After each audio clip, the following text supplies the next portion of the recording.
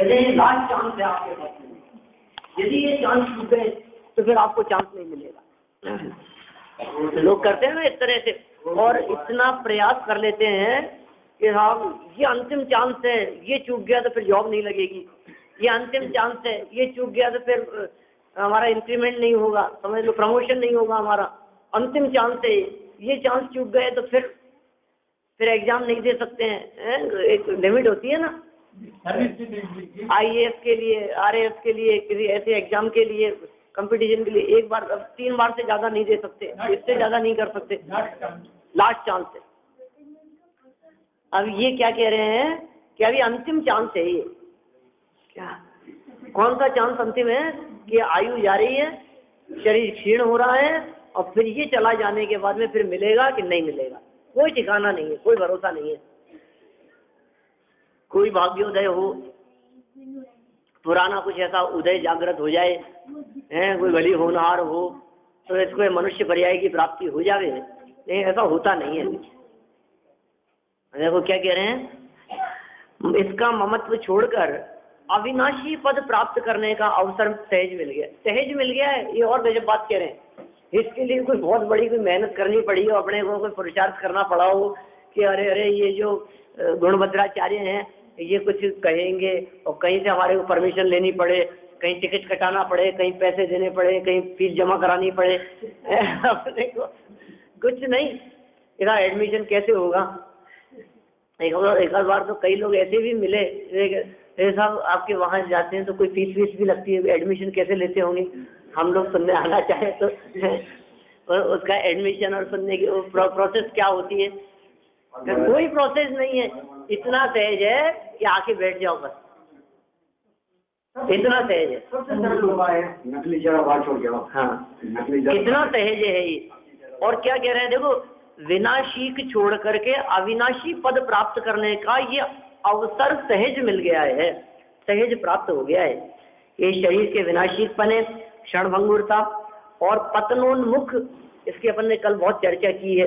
पतनोन्मुख, पतन की तरफ है जिसका मुख, पतन की तरफ नहीं, पतन की तरफ। और अभी तो छत पे खड़े सब लोगों के मुख पतन की तरफ दिखाई देते हैं। ये पतन की तरफ मुख जाए या नहीं, नहीं पतन की तरफ तो सबका मुख है। भावार्थ देखिए, अपन भावार्थ पढ़ लिया था अपन ने शायद, फिर देखो आप कुछ बातें हैं इसमें, मैंने अंतिम क्षणों में पढ़ा था। आयु और काय दोनों विनश्वर है। देव नारकियों की 33 सागर की उत्कृष्ट आयु भी विनश्वर है।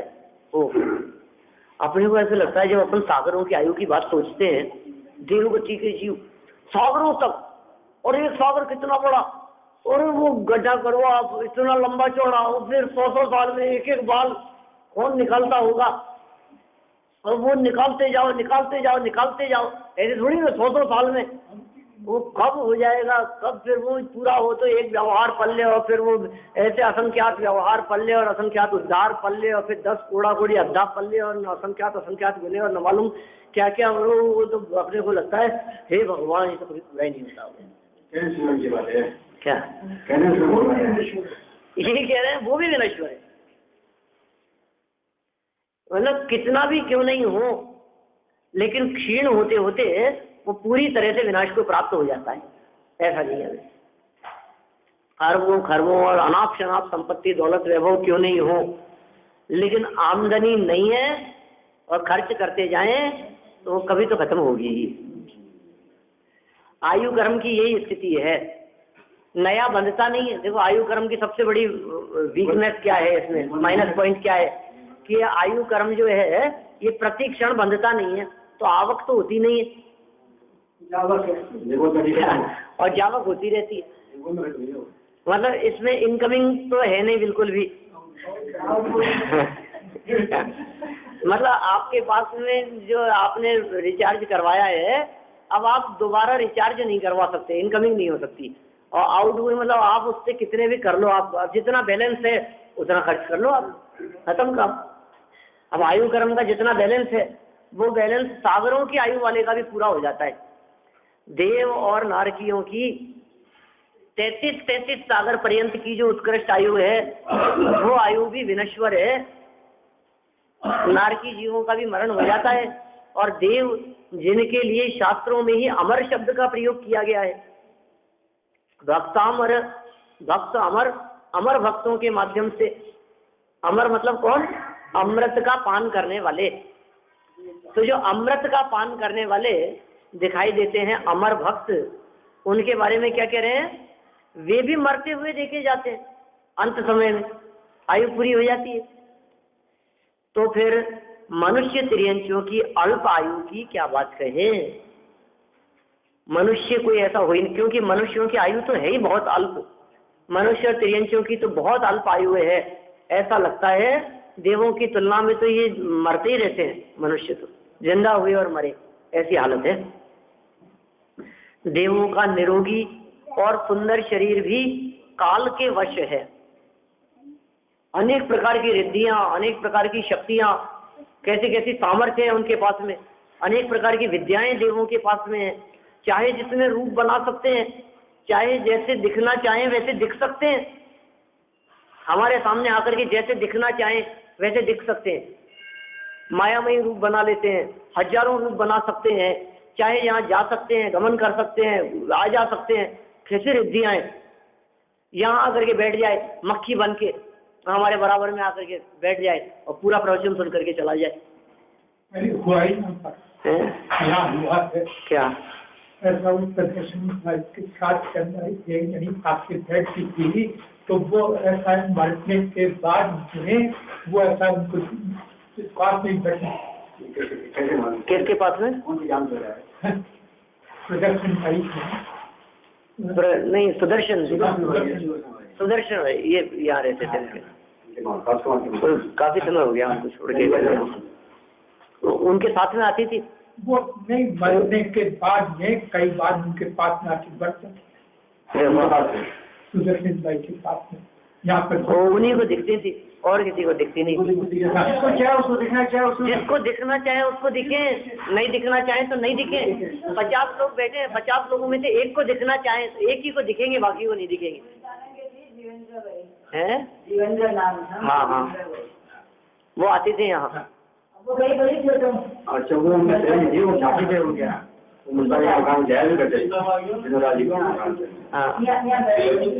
देवगति, वही बात आ जाते उनके साथ बैठे थे प्रवचन सुनने के लिए। देखिए आप क्या कह रहे हैं यहाँ, अब देखो आप जो बातें यहाँ कह रहे हैं और प्रकट दिखाई देती है, यही मिल जाती है अपने को ये बातें। देवों का निरोगी और सुंदर शरीर भी, देखो इतना भी क्यों नहीं हो, नहीं इतना होने के बावजूद भी काल के वश है। कितनी भी रिद्धि संपन्न क्यों नहीं हो, लेकिन इतनी रिद्धियां देवों के पास में होते हुए भी वे देव अपनी आयु नहीं बढ़ा सकते। और आयु पूरी होगी तो उन देवगति के जीवों को भी वहां से मरण प्राप्त करके आना ही पड़ेगा नीचे। नीचे यदि हो मान लीजिए भवनवासी व्यंतरवासी देव, वहां उनकी आयु पूरी हो जाएगी। वैमानिक देव हो ऊर्ध्वलोक में है, वहां उनकी आयु पूरी हो जाएगी। और फिर तहते चय आवर्तन धरे, एक इंद्रिय पर्यायों में चले जाते हैं, तिर्यंच हो जाते हैं, मनुष्य गति के हो जाते हैं। ये सब चलता रहता है इस तरह का, वो भी उनके वश में नहीं है। और देखो देवों का शरीर तो उनके वश में है ही नहीं। तीर्थंकर आदि पुराण पुरुषों का शरीर भी विनाशिक है। तीर्थंकर आदि पुरुषों का शरीर, तीर्थंकरों का शरीर भी शाश्वत नहीं है। चक्रवर्ती का शरीर भी शाश्वत नहीं है। और कामदेव जैसा सुंदर शरीर भी सौंदर्य से युक्त सदा काल नहीं रहता। कामदेव के समान, जिसके समान दूसरा कोई सुंदर व्यक्ति नहीं है इस मनुष्य लोक में, ऐसे उसकी सुंदरता भी, उसका सुंदर शरीर भी विनाशिक है। तो सब औदारिक शरीर की हालत है। तो औरों के शरीर की क्या बात कहें, बोलो।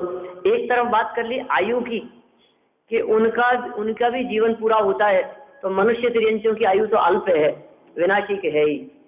फिर कहा देवों की और सुंदर शरीर जिनका दिखाई देता है, ऐसे कामदेव आदि, तीर्थंकर आदि चक्रवर्ती आदि तीर्थंकरों के रूप सौंदर्य की तो कैसी चर्चा करते हैं। यत्ते समान अपरम नहीं रूप मस्ती, भक्तामर में किए ना चर्चा। हे जिनेन्द्र देव, हे आदिनाथ भगवान, आपके समान रूपवान जगत में कोई दूसरा दिखाई नहीं देता। यही शांत राग रुचि भी परमाणु भी स्वम, निर्मापित त्रिभुवनेक ललाम भूत, तावंत एव खलु ते प्रणव पृथिव्याम, यत्ते समान अपरम नहीं रूप मस्ती। हे आदिनाथ भगवान, इसलिए आपके समान रूपवान जगत में कोई नहीं है। लेकिन वो आदिनाथ भगवान का रूप भी कब तक रहेगा?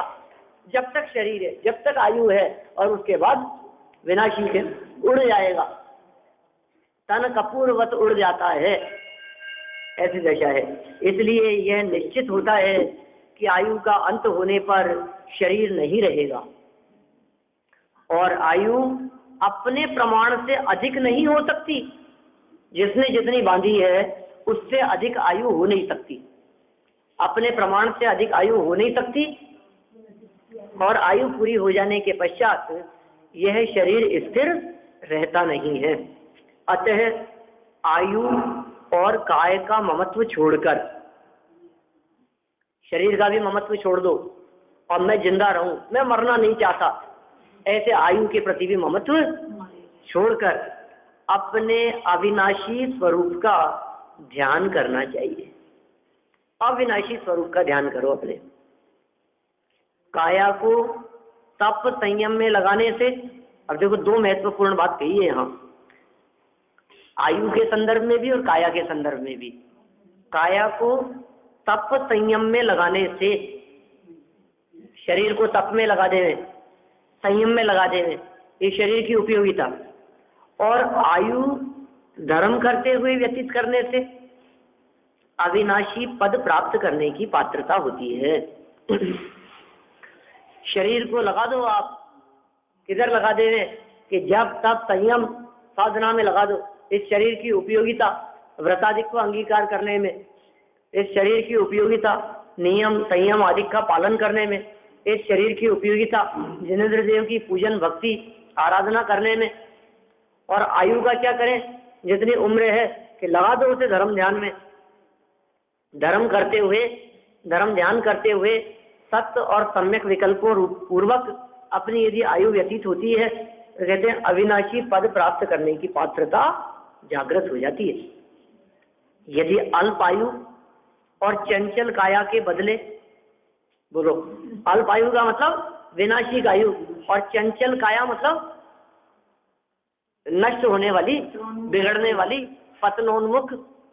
चंचल का मतलब पतनोन्मुख, झड़ते हुए बालों में, बालों के आती हुई सफेदी के साथ साथ, या फिर और कहें आंखों की कम होती हुई रोशनी के साथ साथ, यदि हम उसके बदले एक तरफ तो ये शरीर की चंचलता और विनश्वर आयु, और दूसरी तरफ है चिंतामणि रत्न। क्या ये जो चिंतामणि रत्न है, इस चिंतामणि रत्न को प्राप्त करने के लिए कौन सा अविनाशी अविनश्वर पद की प्राप्ति, शाश्वत सुख रूप चिंतामणि रत्न की यदि प्राप्ति करना चाहते हो तो ये फूटी कौड़ी के समान विनश्वर आयु और देह के प्रति ममत्व का त्याग करना पड़ेगा। देखो ऐसा कहते हैं दुनिया में, कुछ पाने के लिए कुछ खोना पड़ता है। क्या? तो चिंतामणि रत्न की प्राप्ति के लिए इस देह के प्रति ममत्व का त्याग करना पड़ेगा। अभी सोचिए साहब मैं इसका भी त्याग कर दूं और वो भी नहीं मिले तो फिर क्या होगा? हाँ, वो आगे आगे आए चर्चा इसके अंदर, 10-5 श्लोक बाद में, 15 श्लोक बाद में ऐसी चर्चा की है। वो मनुष्य भोग के संदर्भ में वो काने गन्ने का उदाहरण देकर के उस बात को बतलाया है। हम करेंगे उसकी चर्चा आगे।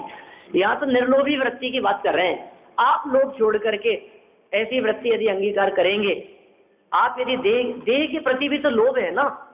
लोभ की चर्चा कई रूपों में की है आचार्यों ने शास्त्रों में। तो सिर्फ पैसे का लोभ ही लोभ नहीं होता, इंद्रिय विषयों का भी लोभ है, देह का भी लोभ है, तन का भी लोभ है, नाम का भी लोभ है, यश प्रतिष्ठा का भी लोभ है। ये ख्याति लाभ पूजादि चाह, ये सब जो चाह है अंदर में, ये सब लोभ है। प्रतिष्ठा की चाह, सम्मान की चाह, लोग मुझे पूछे, मेरा भी नाम हो, नाम रोशन करें, नाम की अमरता चाहना, ये नाम का लोभ ही तो है। और क्या है? नाम का लोभ, काम का लोभ, रूप का लोभ, शारीरिक सुंदरता का लोभ। शारीरिक सुंदरता के लोभ में न मालूम क्या क्या ऊपर से लगाया जो चमड़ी काली पड़ गई। इतनी कोशिश करी मतलब सुंदर दिखाने के चक्कर में, और वो उल्टा असर कर गई, क्योंकि वो जो डिपार्टमेंट था वो तो नामकरण के पास था। ऐसा घर के अंदर एक क्या जो ब्यूटी पार्लर के अंदर जिनकी चमड़ी खराब हो जाती है उसकी ट्रीटमेंट के लिए, हाँ, तो बहुत है इस तरह की दुकान चलती है, इस तरह की सबकी। यहाँ क्या कह रहे हैं? ये सब तरह का लोभ, सब प्रकार का लोभ छोड़े अपन। तन के प्रति लोभ जिसका छूट गया हो, माने तन के प्रति, देखो तन के प्रति लोभ छूटे बिना ये संयम और साधना हो नहीं सकती है। पंचेंद्रिय विषयों से विरक्त होकर संयम और साधना के मार्ग पर चलने वाले त्यागी तपस्वी महामुनिराज, उन्होंने पंचेंद्रिय विषयों के प्रति लोभ का त्याग किया है, तब उनकी साधना निर्विघ्न रूप से संपन्न हो पाती है। यदि मान लीजिए पंचेंद्रिय विषयों के प्रति उनका रस न टूटा हो, उनके प्रति लोभ न छूटा हो, तो फिर वो निराबाध रूप से आत्म साधना नहीं कर सकते। ये सबके छोड़ने की बात कर रहे हैं, और किसके बदले क्या मिल रहा है, ये सबसे इम्पोर्टेंट बात यहाँ कह रहे हैं। देखो, अल्प आयु और चंचल काया, आयु की तो अल्पता, और देखो यदि आयु की अल्पता का अर्थ आप ये समझें कि 10-15 साल की उम्र में मर गया तब तो आयु की अल्पता है, 70 की उम्र में मरेंगे तब तो नहीं है ना, 80-90 की उम्र में मरेंगे तब तो नहीं है ना, तब तो बहुत आयु हो गई। लोग तो ऐसी चर्चा करते हैं साहब, और ये कोई कम थोड़ी ना, 90 साल के हो गए। अरे कम नहीं है, लेकिन जो 90 साल का हो गया उससे पूछो आप कितना है। बोलो अब अल्प है या नहीं है? क्योंकि 90 तो बचा नहीं है, वो तो जा चुका है। तो अब जो गुजर गया उसका तो कुछ मतलब ही नहीं है, तो अब कितनी है ये बताओ? तो कहेंगे अल्प है। तो जिसके जीवन को देखो आयु अल्प ही दिखाई देती है, क्योंकि हमारे अगले अभी जितनी बची है आयु उसका कुछ ठिकाना नहीं है कि अब आयु और कितनी बची है। जो रुपया खत्म हो गया उसका क्या महत्व, जो रुपए खत्म हो गए उसका क्या महत्व है? बचे ही नहीं। अब तो जो बचे हैं उसकी बात करें, लेकिन रुपए बचे हुए दिखते तो हैं, आयु बची हुई दिखती भी नहीं है। ये कितनी बची है अब हमें पता ही नहीं है कि हमारी कितनी आयु बची हुई है। तो एक ही बात कह रहे हैं, अल्प आयु, अब जितनी बची है खर्च कर दो उसको सत्कार्यों में, तो क्या होगा कि इसके बदले में क्या मिल सकता है? कि शाश्वत पद मिल सकता है। ये अंतिम पंक्तियां बहुत मार्मिक कह दी है यहाँ। काया को तब संयम में लगाने से और आयु धर्म करते हुए व्यतीत करने से अविनाशी पद प्राप्त करने की पात्रता होती है। यदि अल्प आयु और चंचल काया के बदले, देखना किसके बदले क्या मिल रहा है, यदि अल्प आयु और चंचल काया के बदले शाश्वत पद मिले तो फूटी कौड़ी के बदले चिंतामणि रत्न मिला समझना चाहिए, जिसका कोई उपयोग नहीं, जिसका कोई उपयोग नहीं है। ऐसी फूटी कौड़ी के बदले चिंतामणि रत्न मिल गया है, ये बात हमारे को समझनी चाहिए। क्या हाँ, क्या मिल गया है, क्या मिल सकता है? चिंतामणि रत्न का मतलब देखिए, आपको ऐसा लगेगा कि ये तो काल्पनिक बात कह रहे हैं, उदाहरण मात्र है। चिंतामणि रत्न कहाँ मिलता है?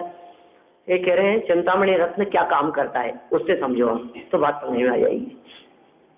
चिंतामणि रत्न क्या काम करता है? उसका नाम है चिंतामणि, चिंताओं से मुक्त कर देने वाला जो रत्न है उसका नाम है चिंतामणि रत्न। चिंतामणि रत्न क्या चीज है? एक ऐसा रत्न है, होता होगा इस तरह का रत्न, शास्त्रों में ही पढ़ी है ऐसी चर्चा, आगम में ही आती है। दुर्लभ लही जो चिंतामणि त्यों पर्याय लही त्रसणी, दौलत राम जी ने उल्लेख किया। और उन्होंने भी कहा चिंतत चिंता रहन, बिन जांचे बिन चिंतये धर्म सकल सुख देन। तो चिंता रहन कहकर के वहां चिंतामणि रत्न की बात की है। मैंने अनेक स्थानों पर आगम में, शास्त्रों में तो चिंतामणि रत्न की चर्चा आई है, लेकिन ऐसा चिंतामणि रत्न वर्तमान में कहीं दिखाई नहीं देता, बहुत दुर्लभ है ना। तो होता कैसा होगा ये चिंतामणि रत्न? इसका भाव है ना, बिन जांचे बिन चिंताए, बोलो आप, तो उसकी बात कर रहे हैं। ऐसा चिंतामणि रत्न है, धर्म सकल सुख देन। आप चिंतामणि रत्न से क्या मांगेंगे बोलो, और क्या मिलेगा आपको? मानना तो पड़ेगा, विचार तो करना पड़ेगा, चिंतन करना पड़ेगा। जांचे सुर तरु दे सुख चिंतत चिंतारेन, बिन जांचे बिन चिंतये धर्म सकल सुख देन, धर्म सकल सुख देन। जांचे, जांचना करना क्या होता है? मांगना, भीख मांगने जैसा, हाथ फैलाने जैसा। जांचे, जांचे सुर तरु माने कल्प वृक्ष, सुर तरु कल्प वृक्ष क्या कि देय सुख दे देगा। कल्प वृक्ष जहाँ भी होते हैं भोग भूमियों में है, यहाँ भी अस्थिर भोग भूमियों में पहले दूसरे तीसरे काल में थे। क्या कार्य करते हैं वे कल्प वृक्ष? जांचना करने से देते हैं। 10 प्रकार के कल्प वृक्ष हैं अपने बदी चंद जी के मंदिर में, वहाँ चित्र बने हुए हैं। अलग अलग 10 प्रकार के कल्प वृक्ष हैं। वस्त्रांग है, भोजनांग है, दीपांग है, जिससे जो मांगो। यहाँ भी है, 2 है यहाँ कल्प वृक्ष, किसी वेदी में बने हुए होंगे, आदिनाथ भगवान की वेदी के पीछे। ध्यान नहीं दिया कभी, ठीक है ना। तो क्या करते हैं वे कल्प वृक्ष? उनसे मांगा कि हे कल्प वृक्ष, कपड़े मिल जाएं, सामने आ जाएंगे कपड़े, और नाप के और फिटिंग के मैंने उनके टेलर के जाकर के उनकी फिटिंग करवाने की जरूरत नहीं है। यहाँ तो रेडीमेड लो तो वो नाप का चक्कर पड़ता है ना, और फिटिंग बैठे नहीं बैठे। ये कह रहे हैं कि आपको बिल्कुल बराबर मिलेंगे जैसे आप याचना करेंगे। आपको चाहिए गुलाब जामुन तो लो गुलाब जामुन, बिल्कुल ताजा फ्रेश। मतलब कल्प वृक्ष से जो मांगो वो मिल जाता है, लेकिन ध्यान रखना मांगना तो पड़ेगा। कोई व्यक्ति ऐसा स्वाभिमानी हुए बोले मैं काई को मांगू, मैं नहीं मांगता, तो फिर बैठे रहो, नहीं मिलेगा। कल्प वृक्ष भी आंगन में लगा हुआ हो और वो व्यक्ति इतने स्वाभिमान पूर्वक कहे कि मैं नहीं मांगता, तो नहीं मिलेगा भैया, कुछ नहीं कर सकता। कल्प वृक्ष क्या करेगा? उसे क्या पता आपके मन में क्या चल रहा है। मतलब कुछ ऐसी व्यवस्था करो आप कि मांगना नहीं पड़े और मन में चले और काम हो जाए, तो अपनी इज्जत भी बनी रहे। तो फिर उन्होंने चर्चा की कि एक चीज और है ऐसी जो कल्प वृक्ष के समान तो नहीं है, लेकिन कल्प वृक्ष से एक कदम आगे है। उससे वस्तुएं प्राप्त करने के लिए मांगना नहीं पड़ता, विचार करो और चीज मिल जाती है। लेकिन ध्यान रखना विचार तो करना पड़ेगा, चिंतन तो करना पड़ेगा ना। जांचे सुर तरु दे सुख, ये तो हो गया एक चरण। कल्प वृक्ष जो है वो याचना करने से, मांगने से देता है। जांचे सुर तरु दे सुख चिंतत, चिंता करने से, विचार करने से, मन में विकल्प करने से। चिंतत चिंतारेन, चिंता रेन, रेन शब्द का अर्थ होता है रत्न। चिंता रेन चिंतामणि रत्न। वो क्या करता है? चिंतत, चिंता करो, विचार करो, मन में सोचो काश मेरे पास में ऐसा होता, काश होता। ये रखा है ना, आ तो गया तुम्हारे पास, मन में विचार किया उसने और सामने वो चीज आ जाए, उसका नाम क्या है? चिंतामणि रत्न। लेकिन कोई कहे हे यार सोचना पड़ता है किसी चीज के बारे में, ऐसा नहीं हो सकता कि मैं सोचूं ही नहीं, उसके पहले ही मिल जाए मेरे को। क्या ये दुनिया में तो जितने बहुमूल्य और रिद्धियां, चमत्कार जो कहे गए हैं, कितने भी बड़े से बड़े चमत्कार हो, बिना विकल्प के तो कुछ नहीं हो सकता। अरे यहाँ तक कि रिद्धिधारी मुनिराज अनेक प्रकार की रिद्धियां जिनके जीवन में प्रकट हो जाती हैं, वे भी बिना विकल्प के रिद्धियां उनके किसी काम की नहीं है। उन्हें भी रिद्धि का प्रयोग करने के लिए विकल्प करना पड़ता है। विष्णु कुमार मुनिराज और विक्रिया रिद्धि उनके जीवन में प्रकट और उन्हें पता नहीं और किसी ने बताया, तो उस रिद्धि का प्रयोग करने के लिए उनको विकल्प करना पड़ेगा। माने बिना विकल्प और बिना चिंतन के काम नहीं होता है किसी भी प्रकार की रिद्धि से, किसी भी प्रकार के रत्न से, चाहे वो कल्प वृक्ष हो, चाहे कामधेनु हो, चाहे चिंतामणि हो, कोई भी हो। लेकिन एक चीज है साहब, कौन सी, कि चिंतामणि रत्न से भी एक कदम आगे बढ़कर एक चीज और है ऐसी, वो यदि हो जीवन में, वो यदि आपके पास में हो, तो फिर आपको मांगने की भी जरूरत नहीं है और आपको विकल्प करने की भी जरूरत नहीं है। सर्व कार्य आपके आगे से आगे संपन्न हो जाते हैं। ये कैसे होते हैं कि पुण्य योग से होते हैं, और उस पुण्य योग का यदि कोई आधार है तो वो आधार है इसके सत विकल्प, सत परिणाम, जिन परिणामों के आधार से वो कर्म बंधा था और वो उदय में आया। धर्म निर्विकल्प होकर जो धर्म साधना करते हैं उन्हें सहज ही ये वस्तुएं प्राप्त हो जाया करती है। इसलिए क्या कहा, विन जांचे विन चिंतये, बिना याचना किए, बिना चिंता किए हुए धर्म सकल सुख देन, संपूर्ण सुखों को देने वाला है। देखो, चिंताओं को हार लेने का अर्थ ये नहीं है कि अच्छा मकान मिल जाए। जब जब चिंतामणि रत्न की चर्चा आती है, अच्छा चलो एक काम करें, सब अपने अपने बारे में सोचना, काश आपकी जेब में चिंतामणि रत्न प्रकट हो जाए। बोलो आप क्या क्या विचार कर रहे हैं, क्या क्या चाहिए आपको, बोलो। मोक्ष मांगे हैं, सामने प्रकट हो जाएगा वो क्या, बोलिए। ये तो अभी आप कह रहे हो, लेकिन जब अपने को ऐसी कोई चीज मिल जाती है ना, तो अपन ये सोचते हैं यार, एक तो ऐसी जगह पर, ऐसी कॉलोनी में अपना मकान हो और कटौती बिल्कुल नहीं हो लाइट की, क्या बिल्कुल लाइट की कटौती नहीं होनी चाहिए, ठंड बिल्कुल नहीं लगनी चाहिए, मक्खी मच्छर बिल्कुल नहीं होने चाहिए, क्या ऐसी व्यवस्था अपने पास में हो जाए। टेम्परेचर हमेशा 12 महीने ऐसा ही रहना चाहिए जो अपनी बॉडी के हिसाब से हो, न अपने को कभी गर्मी लगे और न सर्दी लगे, अपने को झंझट से मुक्त अपन। तो बोलो क्या क्या सोचेंगे आप। एक अच्छी गाड़ी हो जाए अपने पास में, अरे हाँ, ऐसा नौकर चाहिए जो ईमानदार हो। जितने न्यूज़पेपरों में घटनाएं घटती दिखाई देती है, गला काटने वाला न होवे, ऐसा ईमानदार नौकर मिल जाए अपने को। एक सुंदर सा अच्छा सा हीरे का सेट चाहिए अपने को, एक ये चाहिए। बोलो चिंतामणि रत्न से आप क्या क्या मांगेंगे। तो फिर धर्म करने से, जिस धर्म की यहाँ बात करें, चिंतामणि रत्न मिल गया समझना चाहिए, तो क्या ये सब चीजें हमारे को मिल जाएंगी?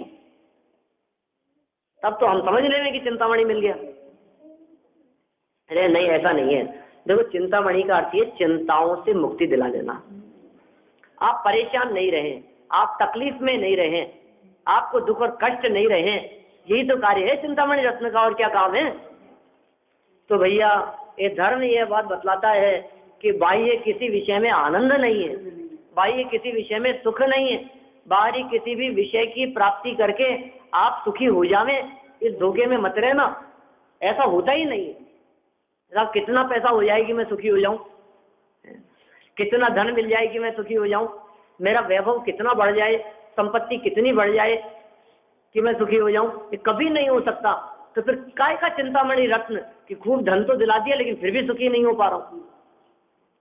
तो फिर ये असली चिंतामणि की बात यहाँ कर रहे हैं, ऐसे चिंतामणि की यहाँ बात कर रहे हैं जिसके माध्यम से शाश्वत अविनाशी परम सुख की प्राप्ति होती है, सिद्ध दशा की प्राप्ति होती है। इसलिए असली चिंतामणि रत्न जो है धर्म, वही वास्तव में हमारे लिए उपादेय है। आयु और चंचल काया के प्रति ममत्व तोड़कर जो धर्म करते हैं व्यक्ति, समझना चाहिए कि फूटी कौड़ी के बदले उन्हें चिंतामणि रत्न ही मिल गया हो, ऐसा समझना चाहिए। चिंतामणि रत्न के समान है वो धर्म, और ये चंचल काया और आयु ये कैसी है? ये फूटी कौड़ी के समान है, नाशवान है। एक घटना है, गांधी जी के पास में एक आदमी बैठा हुआ था। वो कहता है कि मान जी, मैं आपको जब धर्मात्मा समझूं इस समय अंगूर में जा, यानी दूर दूर तक अंगूर का कोई नामो निशान नहीं था। और इतने में एक आदमी ट्रेन से करके आता है, के आता है, वो अपनी जगह ठहर के आया तो उसके मन में आया कि आज बड़ी देखिए अब इससे खैर धर्म का कोई संबंध नहीं है। इससे जैसी परिस्थितियां ऐसी घटनाएं बन जाए तो बन जाए, नहीं बने तो नहीं भी बने, ठीक है ना। हाँ सत्य घटना है, उससे इनकार नहीं है, लेकिन इसका मतलब ये नहीं है कि आगे दोबारा वर्णी जी अंगूर का विचार करें और अंगूर आए। हाँ कोई दूसरा कहे और हो जाए, ऐसा नहीं है। देखिए बहुत सारी घटनाएं प्रथमानु योग की जो घटनाएं है ना, प्रथमानु योग में घटनाएं सिर्फ ये बतलाती है कि इनके साथ ऐसी घटना घटी थी, ऐसी परिस्थिति बनी थी। उस सत्य का ज्ञान कराने के लिए प्रथमानु योग के ग्रंथ हैं, लेकिन ऐसा नियम कहीं नहीं है कि ऐसा करने से ऐसा हो जाएगा। अच्छे खाएगा अच्छा फल है। जैसे मान लीजिए आप, उसने नमोकार मंत्र सुनाया और नमोकार मंत्र सुन करके वो मरता हुआ देवगति में चला गया, मरणासन्न था, अंत समय में उसने कान में नमोकार मंत्र सुना दिया। जीवेंद्र कुमार ने मरणासन्न कुत्ते को नमोकार मंत्र सुनाया है। वो जो कुत्ता जो था, वो कुत्ता ने ब्राह्मणों के हवन करते हुए उनके हवन सामग्री को झूठा कर लिया था उस कुत्ते ने। और जैसे उसने हवन सामग्री को झूठा किया तो वहां जो पंडे ब्राह्मण थे उन्होंने उसको इतना मारा, उसको डंडों से, उस कुत्ते को, कि वो बिल्कुल मरणासन्न हो गया। वो सड़क किनारे पड़ा पड़ा बिल्कुल तड़प रहा था, अंत समय था उसका। और उधर से गुजरते हुए जीवेंद्र कुमार ने उसको देखा और देख करके मन में परिणाम आया और उन्होंने उसके परिणामों की शांति के लिए नमोकार मंत्र उसको सुनाया। वहां कुत्ते के कर्ण के माध्यम से, कान से जब नमोकार मंत्र सुना गया, परिणामों में जो कुछ भी स्थिरता हुई हो, शांति मिली हो, उससे वो मर करके देवगति में चला गया। और फिर क्या हुआ, फिर देखो आप, वो देव बनने के बाद में उसने आकर के और 3 वरदान दिए इनको, 3 रिद्धियां दी थी जीवेंद्र स्वामी को। जीवेंद्र चरित्र पढ़ो आप, तो अपने को ऐसा लगता है यार ये गजब है यार, किसी के भी कान में। और कई घटनाएं मिल जाती हैं ऐसी अपने को। पद्म रुचि सेठ था एक, उस सेठ ने मरणासन्न बैल को नमोकार मंत्र सुनाया और मर करके वो देवगति में चला, उसकी गति सुधर गई, ठीक है, बहुत सुधर गया उसका। और ये तो सबको जान पता ही है, कौन किसकी बात कर रहा हूँ मैं, नहीं सुधरने की बात कर रहा हूँ अभी तो, है ना। किसको सुनाया था, किसने सुनाया था, हाँ सबको पता है। राजकुमार पार्श्वनाथ ने नाग और नागिन को जलते हुए, तड़पते हुए मरणासन्न दशा में नमोकार मंत्र सुनाया। कौन, अरे राजकुमार थे तो क्या हो गया उसमें, क्यों नहीं नमस्कार करेंगे। राजकुमार थे, गृहस्थ दशा में थे, उनको नमोकार मंत्र सुनाया। सोचो आप, अब वे मर करके धरणेन्द्र पद्मावती हो गए, नाग नागिन के जीव। माने अंत समय की तो बड़ा गजब है, सारा नमोकार मंत्र की तो गजब महिमा है, कितनी चर्चाएं मिलती है शास्त्रों में।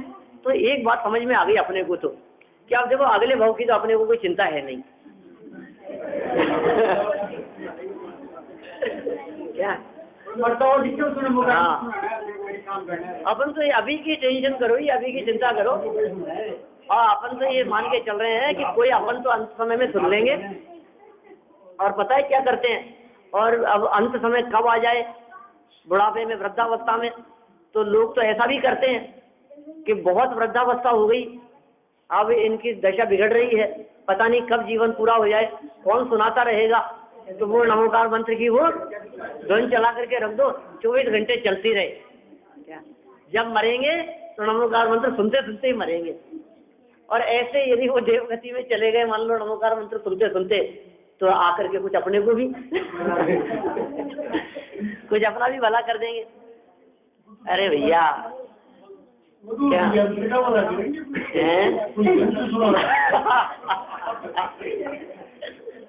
वो कभी खराब नहीं होगा।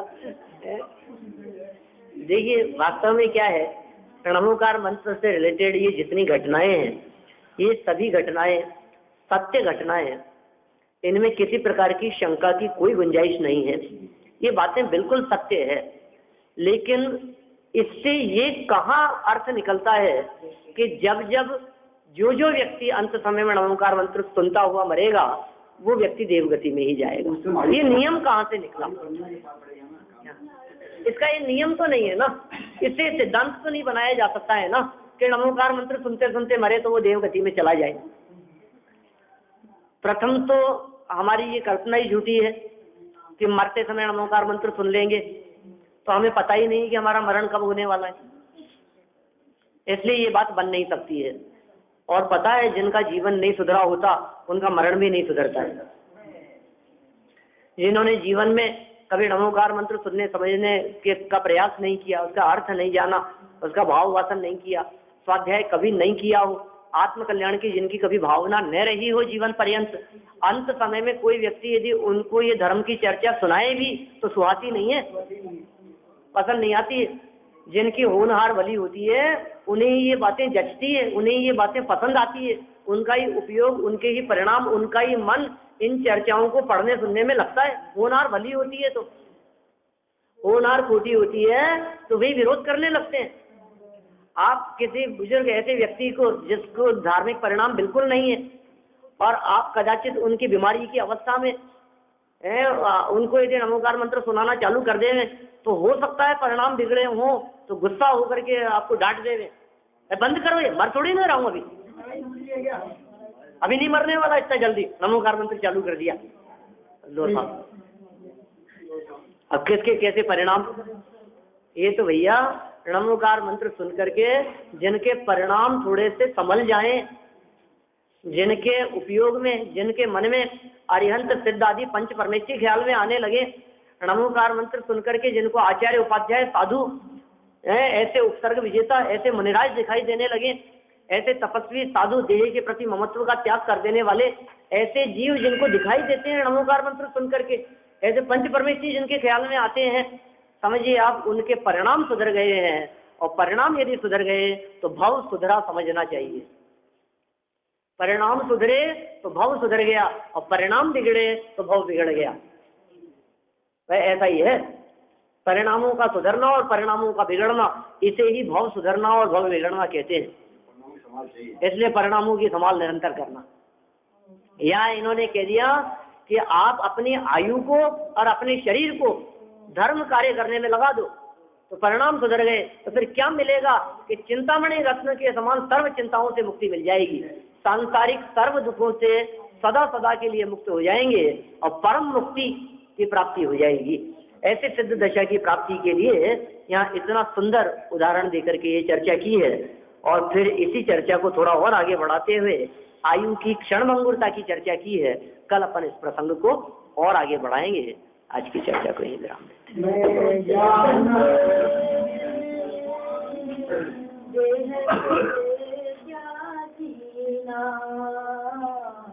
देह के बल क्या जीना, ओ चेतन रे देह को दे क्या जीना, देह के बल क्या जीना।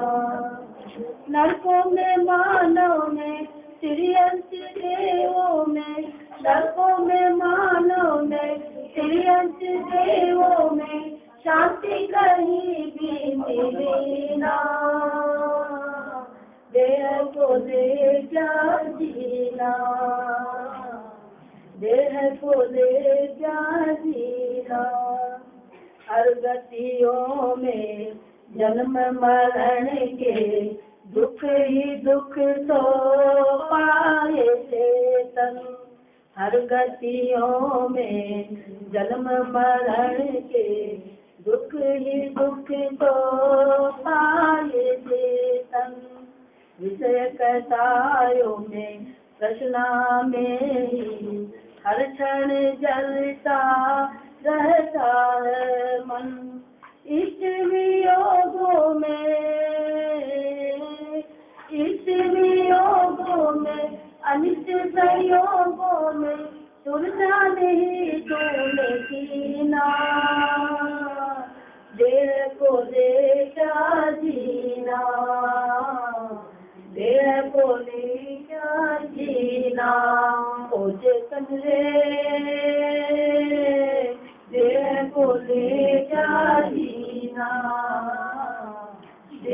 के बल क्या जीना, जड़ पुद्गल की देह बनी है, तू तो ज्ञानानंदमयी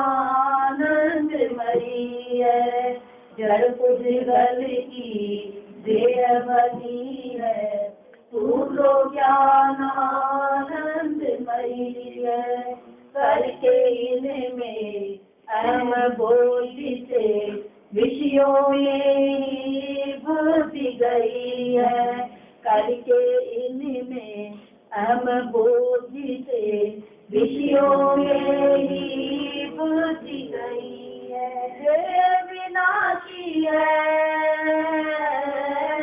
देह विनाशी है, तू अविनाशी है, फिर ये बंधन काहे कीना, देह को ले जा जीना, देह के बल क्या जीना। ओ चेतन रे, देह को ले क्या जीना। जीवाणी सुन तत्व दृष्टि से वेद ज्ञान हर क्षण करना है। जिनवाणी सुन तत्व दृष्टि से वेद ज्ञान हर क्षण करना है।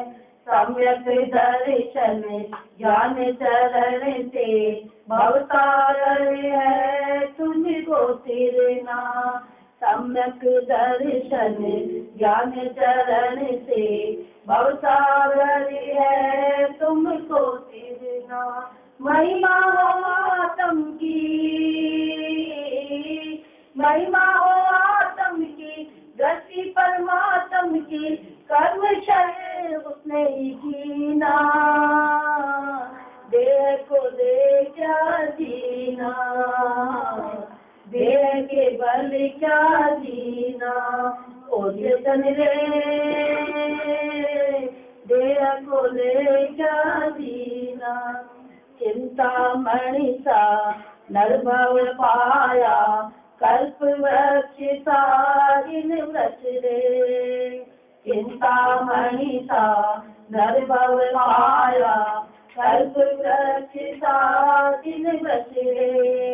गंवा रहा है रत्न अमोलक, विषयों में ही फस फस तूने। गंवा रहा है रत्न अमोलक, विषयों में ही फस फस तूने। आत्मी अपना है, आत्मी अपना है, बाकी सब सपना है, मानो जिन शासन का कहना। देह को दे क्या जीना, देह के बल क्या जीना। ओ चेतन रे,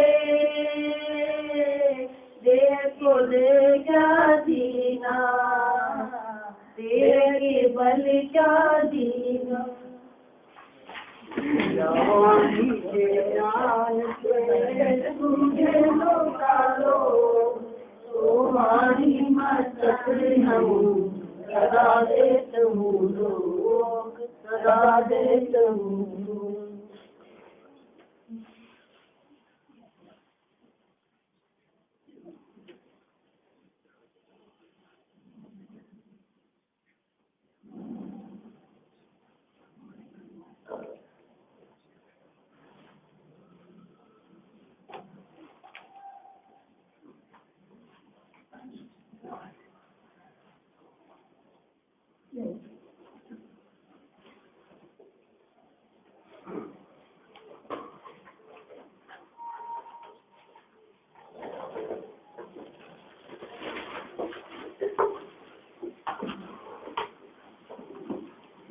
द्वादश दिन वाली